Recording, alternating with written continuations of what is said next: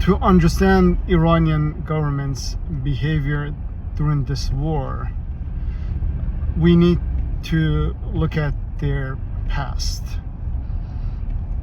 of similar situations.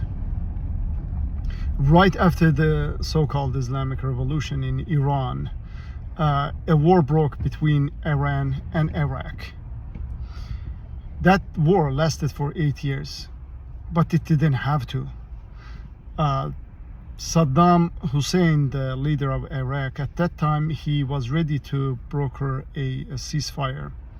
But Iran's supreme leader of at that time, he strongly opposed and insisted to continue the fight because he strongly believed, firmly believed that they were going to win the war.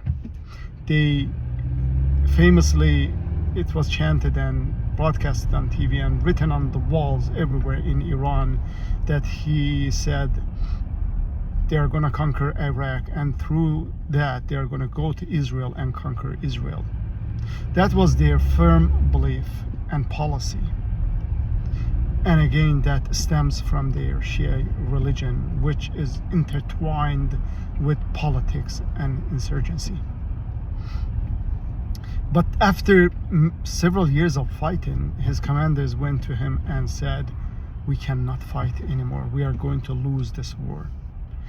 Then he was ready to sign the ceasefire. And famously he said he was drinking the poison. For peace, he said poison. Looking at it, even that time and now, you would think that you gotta be out of your mind. How can you think and imagine that you are gonna conquer Iraq and then march into Israel and conquer Israel? Sounds so outrageous and stupid, but for them it was so real. Religion mixed with politics turned people into lunatics. If I have to choose a dictator, I would choose a secular dictator any minute. Religious dictators are so dangerous. And after that, you come to Syria. When Arab Spring reached Syria, all Syrians wanted was a change of government, change of regime to a much more democratic, much more free and open. Extremism at that time did not exist in Syria. Jihadists at that time did not exist in Syria. And Assad regime responded with fire, killed off many people just for chanting freedom. And he couldn't withstand. He was about to fall. That Iranian regime rushed to its aid. Iranian regime deployed its IRGC, and then they recruited hundreds of thousands of Shiite fighters from Iraq, Lebanese Hezbollah, from Afghanistan, Pakistan, Bangladesh, India, everywhere. Groups and groups of Shiites, international Shiites, came to aid Assad regime, because Assad regime, Alawite, is another sect of Shiism. And that war lasted almost 10 years. Thousands of people killed. The country was destroyed. But Iranian clergies didn't care. The same they didn't care about Iran during the Iran-Iraq war. They didn't care how many people died. They didn't care if the country is destroyed. All they cared to fight, and they delusionally believe that they will win.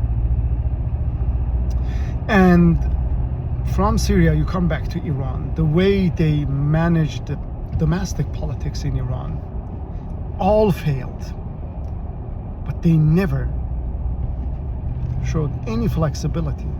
They never showed any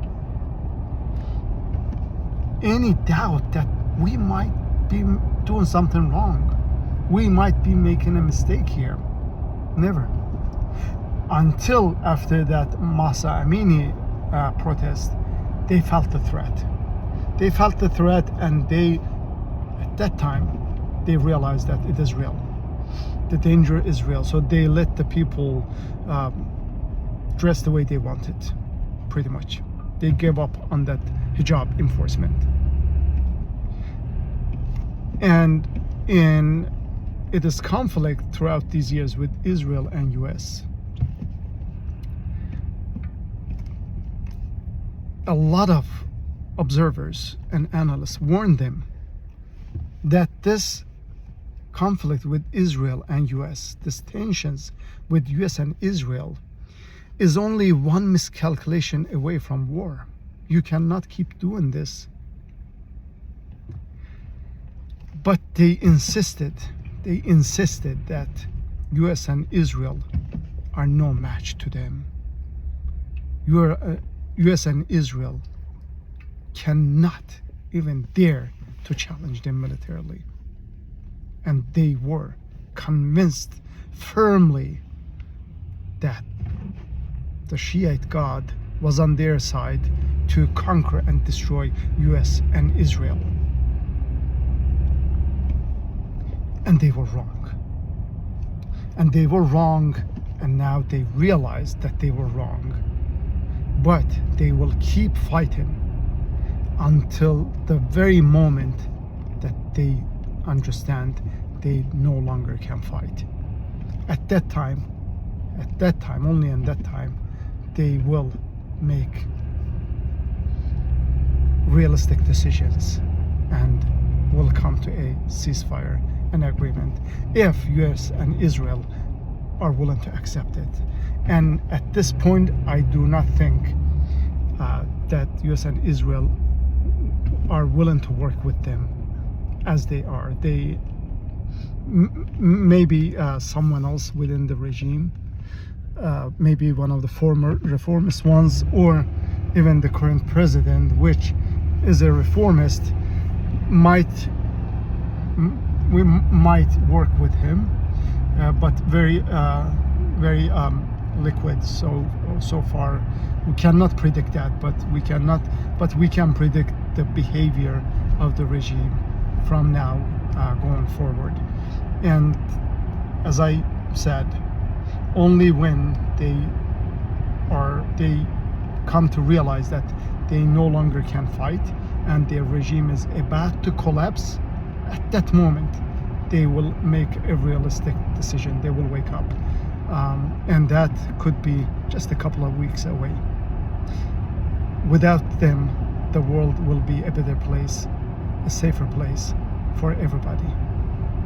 God bless America.